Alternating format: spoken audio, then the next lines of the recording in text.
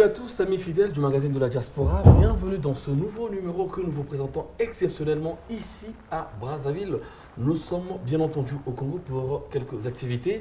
Nous allons donc profiter de parler, sinon d'évoquer cette polémique, en tout cas qui fait couler de l'encre au niveau de Paris, même ici à Brazzaville d'abord. D'ailleurs, nous repartons sur ce sujet que nous avons commencé à vous proposer depuis fort longtemps, une décennie déjà. Je parle de la SAP. La SAP se marie donc avec ce qui se passe ici au Congo. Je fais allusion à M. Ahmed Diallo, qui est notre invité, à qui je dis bonjour. Bonjour mon frère et bonjour à tous ceux qui nous suivent. Alors M. Ahmed Diallo, vous êtes actuellement le président des associations des sapeurs du Congo. Expliquez-nous ce que c'est exactement. Mais vous l'avez bien dit, hein, président de l'Union des associations de la SAP du Congo. Le monde de la SAP n'a jamais eu une corporation à l'image comme l'Union des musiciens ou l'Union des écrivains. Et bon nombre des associations de la SAP existent du nord au sud, de l'est à l'ouest. Et il se passe qu'il fallait que ce milieu soit donc organisé. Et voilà comment nous nous sommes donc retrouvés en Assemblée générale, réunissant les présidents des associations de la SAP. Et au cours de cette Assemblée générale élective, donc j'ai été donc élu par mes compères, les présidents des associations. Quand vous parlez des compères, c'est lesquels qui vous ont élu exactement? Les sapeurs? Les compères, expliquez-nous ce que vous... Nous sommes l'UIAC, Union des associations de la SAP du Congo. Lorsque nous nous réunissons pour cette corporation, sont dans cette corporation que les présidents des associations. C'est comme lorsqu'on élit le président de l'Union africaine, par exemple. N'élise le président de l'Union africaine que les présidents des nations, pas les peuples africains. De même, dans la même chose aussi, comme en Union européenne. Donc, pour mettre la corporation, l'union des associations, pas l'union des sapeurs, l'union des associations de la SAP du Congo. Et chaque association est représentée par son président. Et les associations existent du nord au sud, de l'est à l'ouest du Congo. Tous ces présidents, en majorité, au moins à 90%, nous nous sommes retrouvés donc à Brazzaville, chez moi, où on a mis donc le siège et nous avons tenu donc une assemblée générale. Au cours de cette assemblée générale, j'ai été donc élu en tant que président de la SAP et des sapeurs du Congo. Alors quel sera votre rôle dans cette association où vous avez rassemblé tous les présidents des associations? Donc une association dans une grande association. Quel sera votre rôle? Avant de parler du rôle, il faut d'abord relever quelque chose on n'a que deux comportements face à cette réalité. Si vous êtes une association qui fait partie de l'Union, ça veut dire que tous vos problèmes, lorsqu'il peut y en avoir, c'est au niveau de l'union qu'on trouve les solutions. Si vous n'êtes pas de cette union, mais donc n'en parlez pas et puis ce n'est pas votre affaire. Parce que c'est justement que j'ai compris l'esprit de votre question par rapport à la polémique des uns et des autres. Non. Et puis la présidence ou le président de la SAP et des sapeurs n'est pas forcément le meilleur sapeur ou forcément un sapeur, non. C'est celui qui a la capacité organisationnelle reconnue.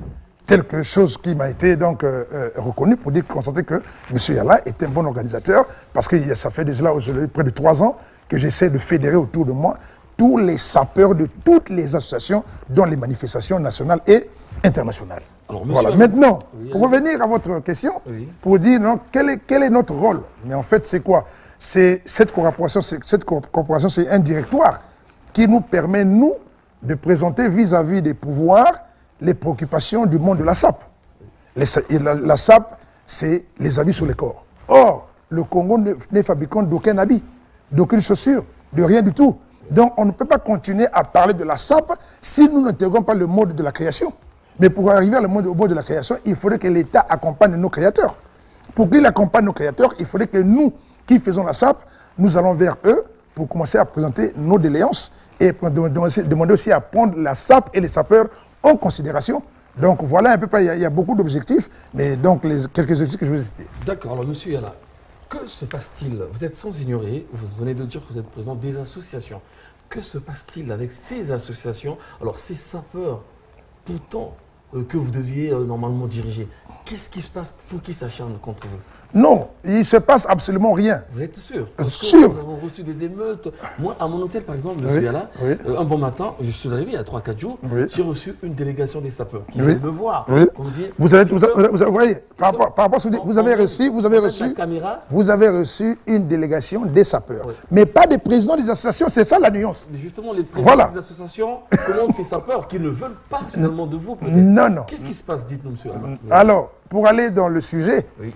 je vous ai dit tout à l'heure que à 90%, toutes les associations du Congo, pas de Brazzaville, Oui. y compris Brazzaville, donc à 90%, nous sommes ensemble dans l'union des associations de la SAP du Congo. Oui. Il se passe qu'il y a des gens antérieurs à M. Ahmed Yala qui se faisaient appeler président de la SAP, Oui. qui étaient considérés comme président de la SAP. Je ne cite pas les noms des gens ici pour ne pas faire des polémiques. Oui. Ce sont ces gens-là qui avaient leurs intérêts par rapport à cette considération antérieure qu'ils avaient. Voyons maintenant que le monde de la SAP s'est maintenant organisé et a sorti son véritable président dans son organisation. Ce sont eux qui sont allés maintenant instrumentaliser des sapeurs indépendants pour comme mener une action de mécontentement qui, de notre côté, n'a pas d'égal. Parce que nous ne reconnaissons que les présidents des associations. Donc, le président que je suis le président des associations. Donc si un sapeur Oui. dépend déjà d'une association qui est dans l'UAC. Peu importe son avis. Oui, parce que... L'essentiel que son président vous accepte. Mais c'est comme je vous ai dit tout à l'heure, le président de l'Union africaine, quand on le lit là-bas, ce sont les présidents des nations. Oui.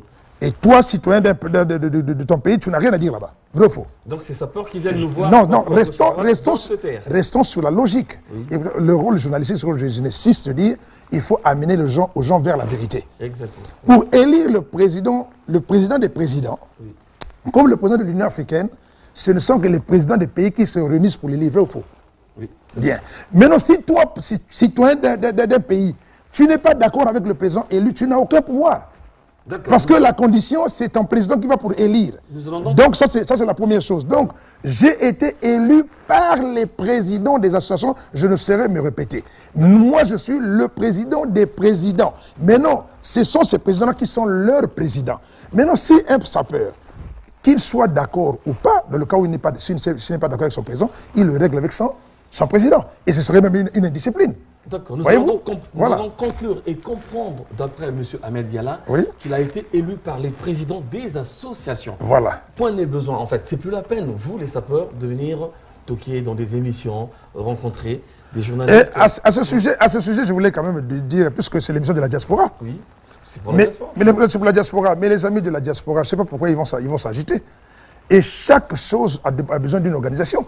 J'ai bien dit antérieur à Ahmed Yala, il y a bien des gens qu'on appelait des présidents de la SAP. Je n'ai jamais vu là où ça fait un problème. Nous allons venir. Donc, il n'y a pas de problème là-dessus. Nous n'avons qu'une demi-heure, nous allons en venir. Alors, monsieur Ahmed Yala, vous venez d'expliquer que peu importe les sapeurs qui viendront, qui parleront par-ci par-là, ils auront gain de cause en fait. Ils n'auront rien à faire pour changer cette décision. C'est mieux de le dire comme ça. Voilà. Alors, dites-nous, monsieur Ahmed Yala, il y a quel rapport entre cette élection à la présidence des associations des sapeurs et le ministère de la Culture? Très bien. Alors, il se passe maintenant que les choses sont bien dites comme ça. Oui. Notre activité de la SAP est une activité culturelle. Oui. Donc, nous avons comme tutelle le ministère de la Culture et des Arts. Oui. Mais c'est normal que lorsque le président de l'Union des sapeurs a été élu, mais il se voit intronisé par le ministre de la tutelle, de la culture. Oui. Donc le ministre de la Culture est venu tout simplement introniser le président qui a été élu par ses compères présidents des associations en tant que président de la SAP d'une manière officielle. Ça n'a rien à voir avec l'interprétation des sapeurs qui disent que vous avez profité de la présence du ministre pour vous autoproclamer. Non. Déjà, ces genres de verbes autoproclamés n'existent pas parce que l'autoproclamé. Oui, mais maintenant vous êtes à la vérité. Voilà. Vous êtes à la vérité. On apporte la vérité. À la vérité. Oui. Donc il y a bien eu Assemblée Générale. Et puis je vous apprends que tous les présidents des associations de la SAP se sont déplacés. 4 de Pointe-Noire, de Dolisie, de Nkaï, de Makabana, de Sibiti, de Madingu, tout le sud, y compris Brazzaville et toutes les actions de la zone nord. Jusqu'à Ifondo, tous ces présidents, en 90% s'étaient déplacés à Brazzaville où il y a eu Assemblée Générale. Il y a quand même eu Assemblée Générale, il y a quand même eu un vote. On était 3 candidats. D'accord. Mais c'est trois candidats. D'accord. Et j'ai été élu à l'unanimité. Et donc le ministre vient pour introniser un point trait. Monsieur Ahmed Yalla, élu à l'unanimité, d'accord. Alors, vous êtes président des associations des sapeurs. Oui. Quelle sera votre première activité dont on pourra s'attendre? On a parlé d'un voyage au Japon, par exemple. Quelle sera votre première activité en tant que président? Non, je ne parlerai pas en termes de première activité, plutôt quels sont nos objectifs. Oui. Vous, en tant que Oui, parce que la SAP, j'ai suivi quelqu'un qui dit, mais la SAP individuelle, chacun achète son habit, pourquoi il doit avoir un président? Mais c'est comme aussi les musiciens, chacun a son orchestre aussi. Pourquoi il y a l'union des musiciens?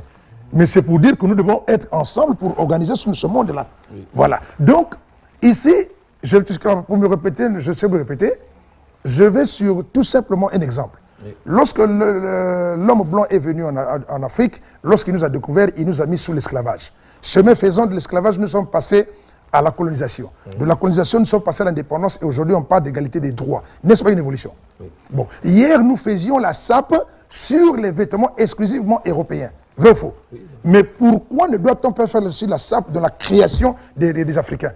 Les Africains peuvent aussi créer. C'est l'un des objectifs, c'est amener les Africains à la création, car c'est nous qui sommes les acteurs de la SAP. Mais on ne sera toujours pas là en train de porter que les habits faits par les Blancs, alors que lorsque vous allez dans les usines, dans les centres de fabrication des chaussures ou des habits, vous trouvez beaucoup d'Africains qui ont des mains expertes et aussi des Asiatiques qui fabriquent. Donc il faudrait que l'Africain arrive aussi à fabriquer le Made in Africa, de chaque nation que ce soit, afin que nous aussi nous soyons un peu fiers de porter le nôtre aussi. D'accord, alors monsieur Yalla, je vais vous demander de le répéter vous-même. Je donne juste le début. Vous êtes... Je ne sais pas si c'est l'autoproclamation. Vous avez refusé tout à l'heure. Je vous donne dans l'autre sens, en fait. Vous êtes le meilleur sapeur du monde.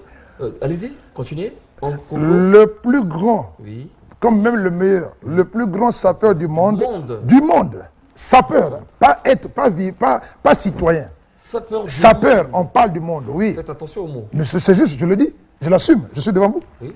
Le plus grand sapeur du monde, je ne dis pas l'être humain le plus grand sapeur, non, le plus grand sapeur du monde en croco et en python. C'est ceux qui sont des sapeurs. Cette image va vraiment tourner parce que vous avez... Mais ça existe déjà, c'est pas la première fois. Nous allons essayer de lancer ça. Mais je dis... Vraiment, Makambo Egosuga te prêtre à Croco Ahmed Yalla a confirmé ma solo qu'il y a les vrais défauts.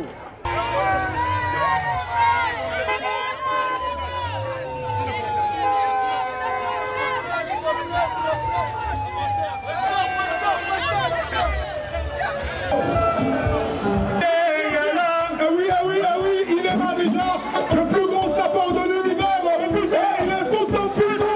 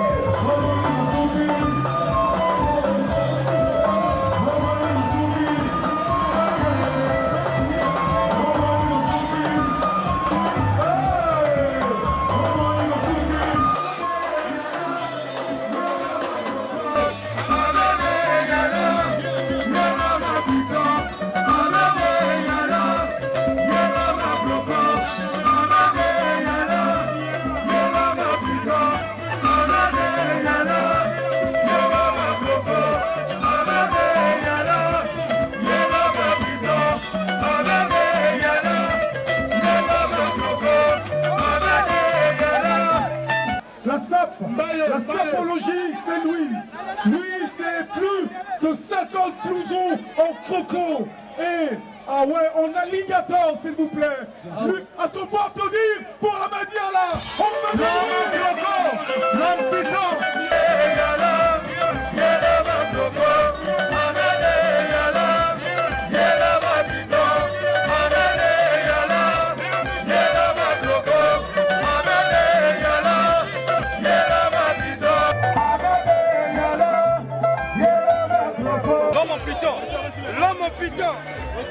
L'homme en piton.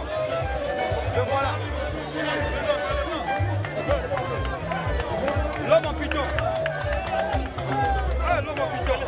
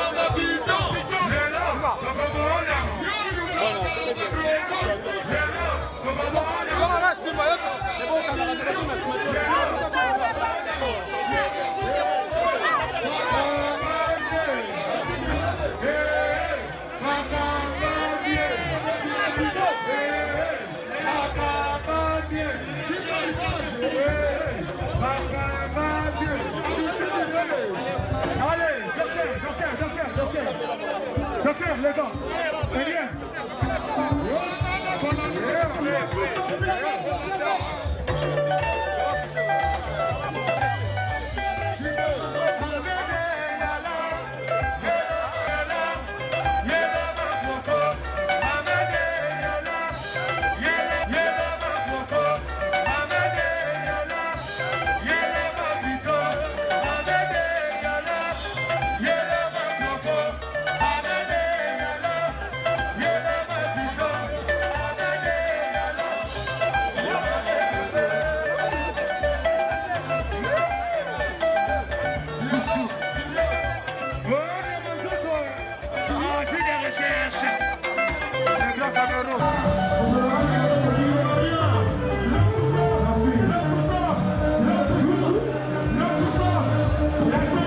Je vous le dis en vérité, c'est lui, bien, le plus grand sapeur de l'univers. Le plus grand sapeur. Et oui, il est là tout en piton. Qui peut faire mieux? La sape, c'est lui. Il est incontournable. Il est inégalable. Il est au sommet. Il est à sommité. Il est au sommet. Et oui, il est là tout en piton. Qui peut faire mieux? La sape, c'est lui. Il est incontournable. Il est inégalable. Il est au sommet. Il est à sommité. Il est au sommet.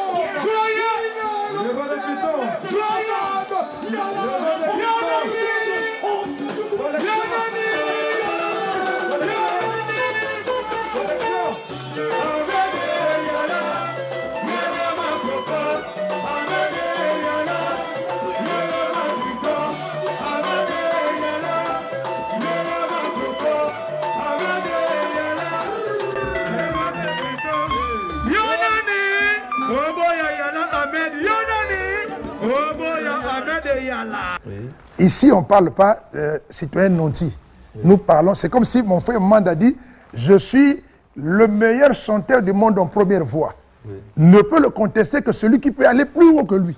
Vrai ou faux? C'est vrai. Bon, maintenant, moi je dis, et puis je ne dis pas, Papa Wemba, l'empereur de la sape, le roi de la sape, de son vivant, lorsqu'il est passé à Brazzaville ici, il vous a dit que Ahmed Yala, c'est le plus grand sapeur du monde et en croco et en piton. Oui, c'est une spécialité. Vous lui avez fait dire ça quelque part peut-être. Là, c'est ce que vous pensez. Oui. Lui fait dire. Oui. Est-ce que Papa Wemba et moi on a le même âge? D'accord. Bon, okay. D'accord. Ben maintenant, laissons Papa Wemba maintenant. Oui. Maintenant, allons maintenant sur les attributs. Oui. Maintenant, moi je dis, ce n'est plus Wemba. Je dis et je répète, je signe. Oui. Ahmed Yala, c'est le plus grand sapeur du monde en croco et en piton. C'est une spécialité. Donc, attendez, oui. Je ne parle pas de tissu. Je parle de croco et Python.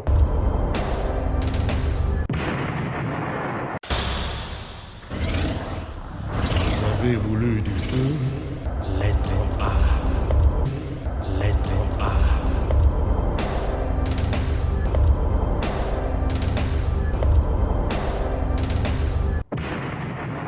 Le premier vêtement que l'être humain a porté, c'était bel et bien la peau d'un animal. Donc la peau de l'animal est reconnue en matière vestimentaire.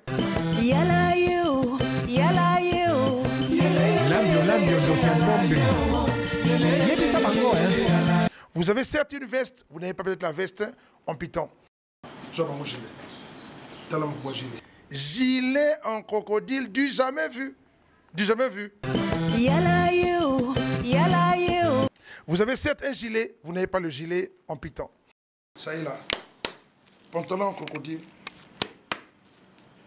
Voilà. Première mondiale. Pantalon en python. Vous avez certes un pantalon, mais vous n'avez pas le pantalon en python.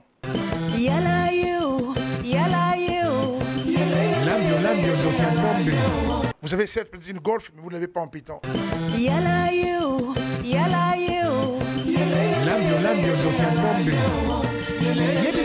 Donc, ne peut vouloir contester ou se rivaliser à moi que celui qui est capable de venir en tant que sapeur. En tant que sapeur. Venir de mon domaine de crocodile pour python et me dire qu'il en a plus. Moi, j'en ai 14 ensemble en crocodile et en python. Comme tu es en train de me regarder là. Tel que je suis là, aucun Congolais ne peut se vêtir comme je suis là.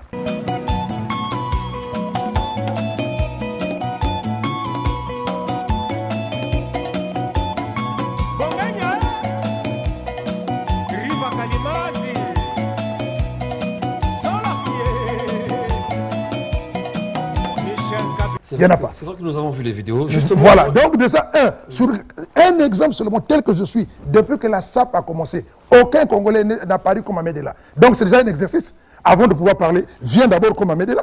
Si tu peux, si tu arrives avec 1, je sors 2. Tu sors 2, je sors 3. Je t'amène jusqu'à 14.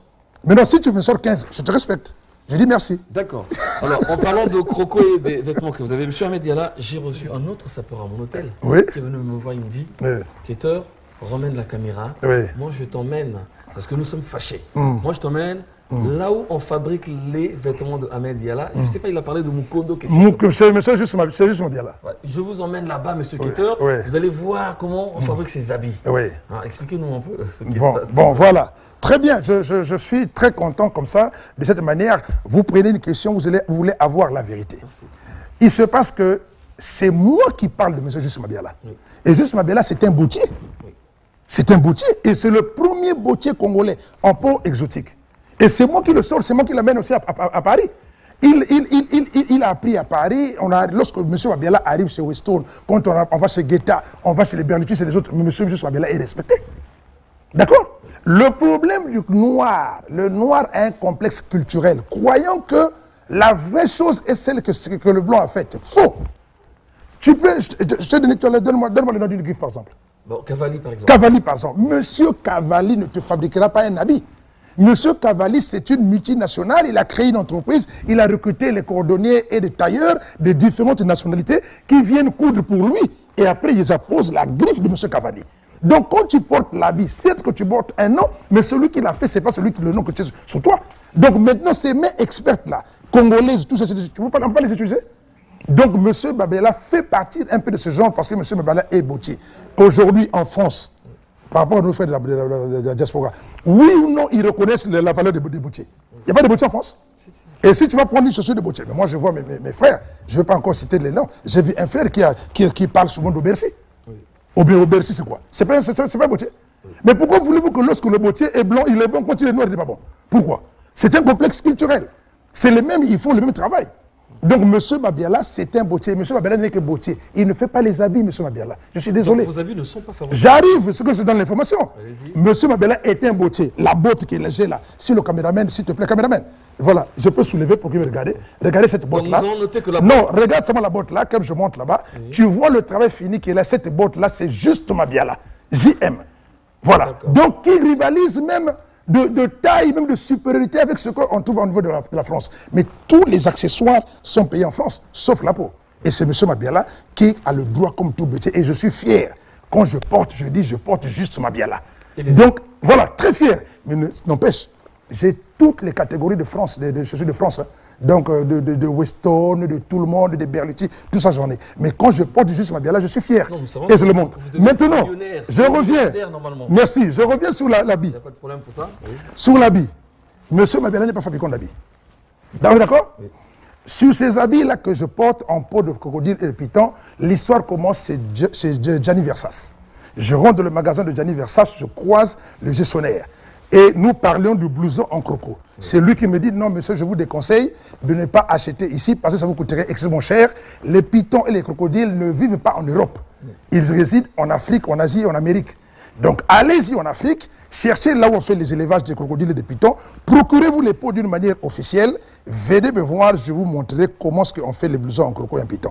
C'est ce monsieur que je ne saurais décliner, donc l'identité que je félicite, que je rends grâce, qui m'a mené donc à Milan, qui m'a présenté auprès des couturiers qui sont à Milan. C'est après auprès d'eux que nous été donc encadrés pour savoir comment est-ce qu'on fait le blouson. Ils ont pris les mesures, ils ont fait les designs, tout ainsi de suite. Et le travail a commencé là-bas et on le termine au niveau de Brazzaville. Donc juste Mabiala, je viens, c'est important ça.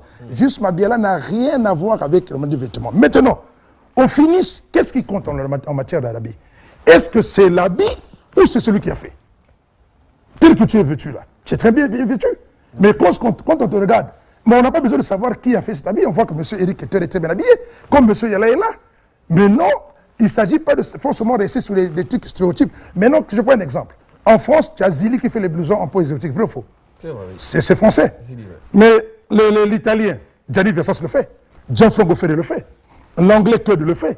Si tu vas au Japon, tu peux aussi trouver les Yoji Yamamoto. Mais non, pourquoi interdirez-vous aux Africains aussi de le faire? Chacun a le droit de la créativité de faire. Le problème, tout simplement, c'est que le Congolais n'arrive pas à être ici parce que ici, c'est le sommet de sommet, ça demande trop d'argent. Tu peux payer un costume. L'un des costumes les plus chers en France que je connais, c'est qu'on appelle le nom m'échappe. Combien? Autour de 3 000 euros. 3 000 euros. Voilà, 3 000 euros. Mais je t'apprends déjà qu'un blouson en python, un crocodile commence à partir de 70 000 euros.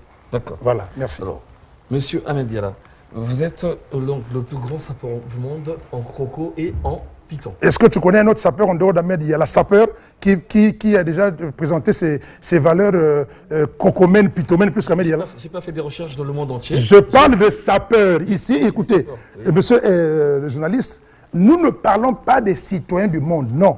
Il peut y avoir quelqu'un, qui peut aussi en avoir plus qu'Ahmed Diala, mais il n'est pas sapeur.